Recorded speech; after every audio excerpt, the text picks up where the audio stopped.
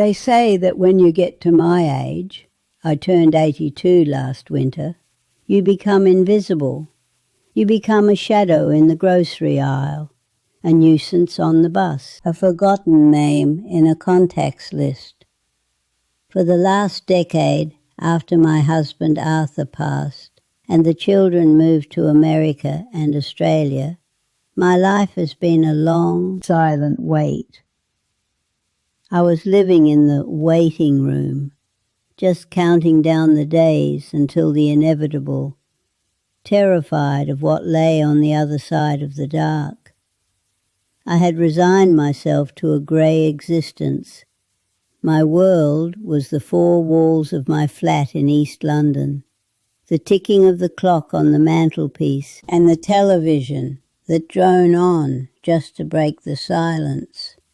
I wasn't religious.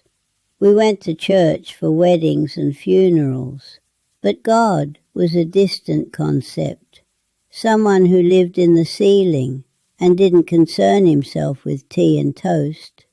Then the family moved in next door. At first I was annoyed. I was set in my ways, and the sudden arrival of a young couple with 3 energetic children disrupted my quiet. I watched them through the peephole. They looked different. The woman wore a headscarf. The man had a beard. The news had told me to be wary of people like them. I locked my door twice at night, but the walls in these old council flats are thin. I didn't hear plotting or anger. I heard laughter. I heard the clinking of dinner plates. I heard a peace that I couldn't understand. The change began on a Tuesday. The elevator was broken, again. I was standing at the bottom of the stairs, staring up at the 3 flights to my door, clutching 2 heavy bags of shopping. My arthritis was flaring up, and I felt tears stinging my eyes. I was just about to leave the bags there and climb up to call the council when the young man, the father next door, came in. He didn't just walk past, he stopped. He didn't look at me with pity. He looked at me with genuine concern. "Mother," he said. He actually called me mother. "Please, let me."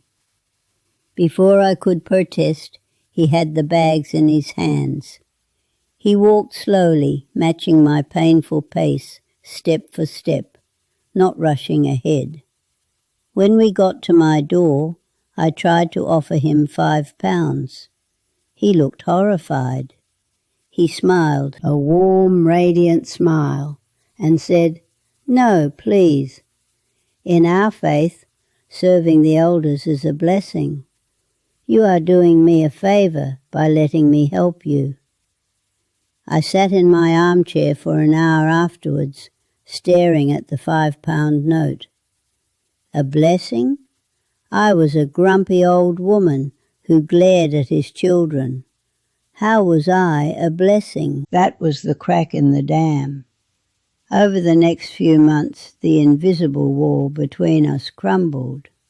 His wife Fatima started sending over food, and not just leftovers, fresh, hot plates of biryani, soups and sweets.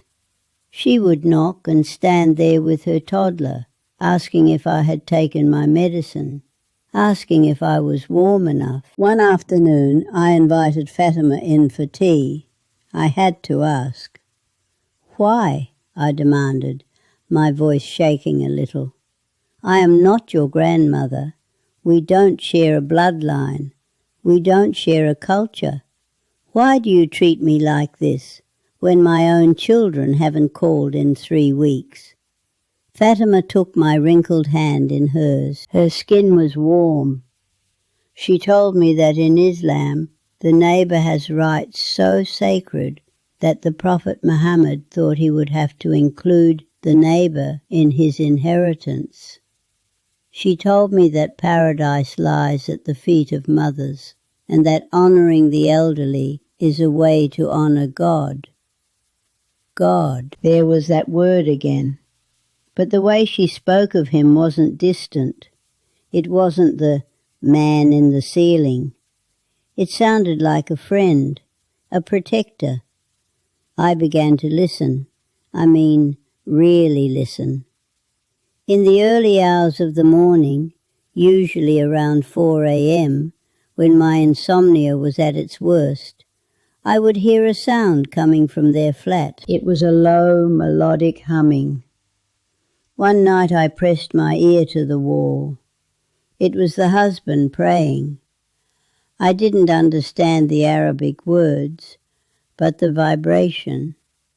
It felt like medicine. It was a sound of absolute desperation and absolute hope mixed together. It made me cry without knowing why. I asked them for a translation of what they were reading. They gave me a copy of the Quran in English. I opened it with skepticism, putting on my reading glasses, expecting to find anger. Instead, I found, "Verily, in the remembrance of Allah do hearts find rest." I stopped there. Rest. That was all I wanted. I was so tired. Tired of being lonely, tired of being afraid of death. I read on. I read about Jesus, about Mary, honored in ways I never knew. I read about a God who was closer to me than my jugular vein. The intellectual barriers began to fall, but my age held me back. I thought, I am 81. I have lived a life of ignorance. I drank wine. I ignored God. I lived selfishly. It is too late for me. You can't teach an old dog new tricks, and you certainly can't save an old soul. I confessed this fear to Ahmed one day. I am too old to change, I said. My book is already written. I'm just waiting for the cover to be closed. Ahmed looked at me with such intensity. Helen, he said, Islam is not about when you start. It is about how you finish. One moment of pure submission wipes away 80 years of sins.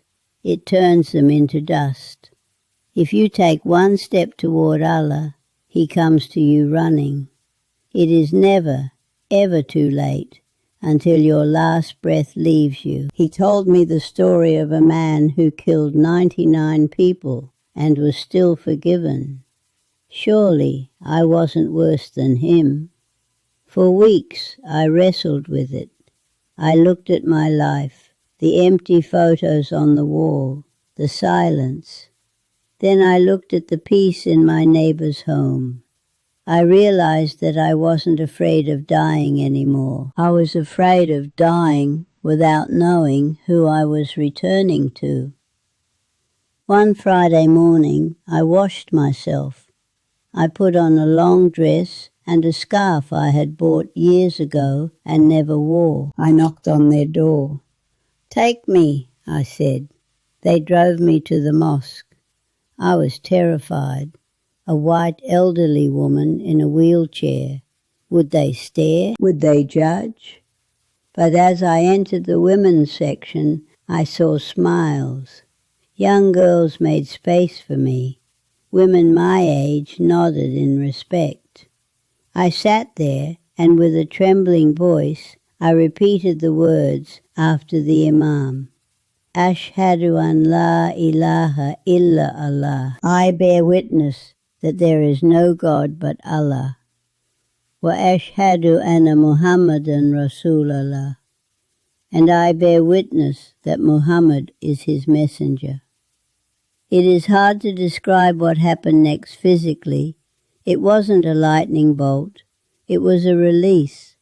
It felt as though a heavy, wet wool coat that I had been wearing for 80 years was suddenly lifted off my shoulders.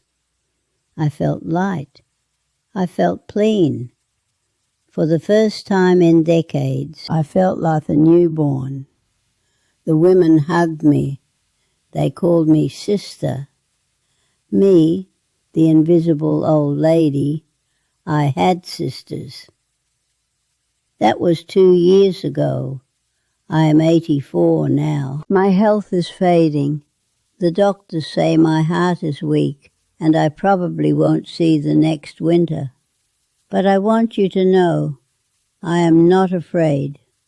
The silence in my apartment has been replaced by the sound of the Quran playing softly on my iPad. The loneliness has been replaced by the angels I know are recording my prayers. My children still don't call much, and that still hurts. But I pray for them. I pray that they find what I found.